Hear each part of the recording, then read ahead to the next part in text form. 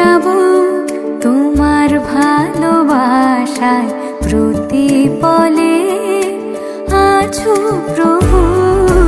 হারিয়ে যাব তোমার ভালোবাসায় প্রতিপলে আছো প্রভু। তোমার বাণীর ওই আলোতে পেয়েছি নিজেকে প্রিয় যিশু। প্রভু যীশু খ্রিস্টের নামে সকলকে জানায় অভিনন্দন।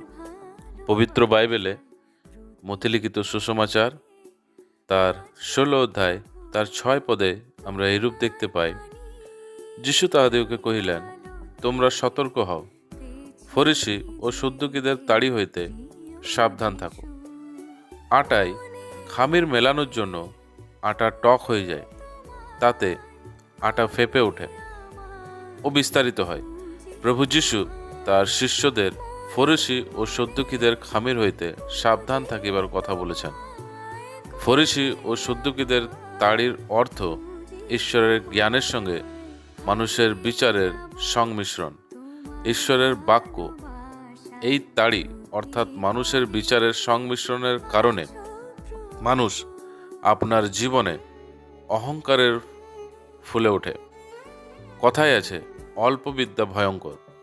অল্প জ্ঞান অহংকারের কারণ, কিন্তু সত্য জ্ঞান মানুষকে নম্র করে। প্রভু যীশু নিজেকে মানুষকে বাঁচানোর জন্য পাপ ও পাপের পরিণাম এবং সে নরক দণ্ডের হাত থেকে বাঁচানোর জন্য নিজেকে বলিদান করিলেন ও তৃতীয় দিনে পুনরুত্থিত হইলেন।